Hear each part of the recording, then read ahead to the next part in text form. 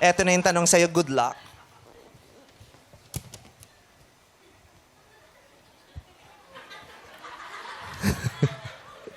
Para nagmamakaawa. Para sabi niya, huwag mong baguhin, please. Pasalamat ka, wala nang oras. Hindi ko na siya mababago. Nakasimangot na yung ating naka-hair doon na executive producer. Blow out. Sorry. Oo, naka-Lion King inspired hair siya. Okay. Roselyn. Roselyn, ito ang tanong.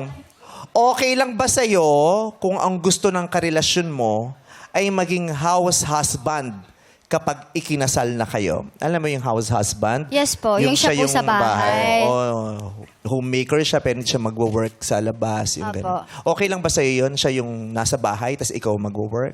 Personally po, okay lang po sa akin kasi siya na mismo nag-decide na gusto niya maging husband. And ako po, hindi ko po inaano na hindi lahat ng lalaki is dapat sila yung mag-provide.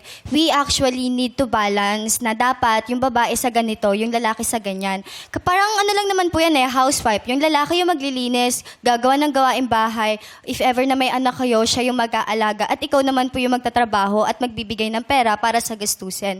And it's actually alright lang po. Kasi hindi naman porket lalaki, siya na ang magtatrabaho sa lahat.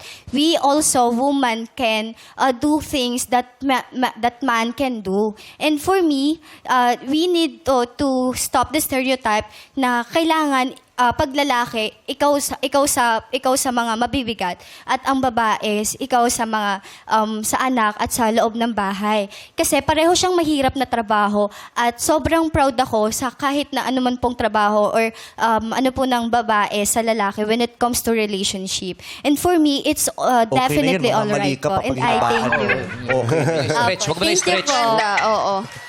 Very well said, Rose. Alak-alak naman ng people. Napakaganda ng explanation. Napaliwanag naman ng At saka hindi nakakahulugan pag house husband ka, hindi ka provider. Yes. Correct. May pinoprovide ka pa rin. Correct. Hindi nga lang financial ang Yes pinoprovide. po. May Yes. pinoprovide kang support Yes. sa iyong Yes. time. Correct. Service. Moral po, moral, physical sa mga anak. Ganun. Di ba yung serbisyo sa pamilya, Yes. yung homemaking? Yes. Correct. At Mahirap mahirap yun. din maging housewife. True. Ang daming Tsaka hindi lahat kayang kumuha ng maid ng isang bahay. Totoo. Yeah. Oh. So, congratulations. Maganda yung sagot mo, anak. Thank you po. Thank you, Rose.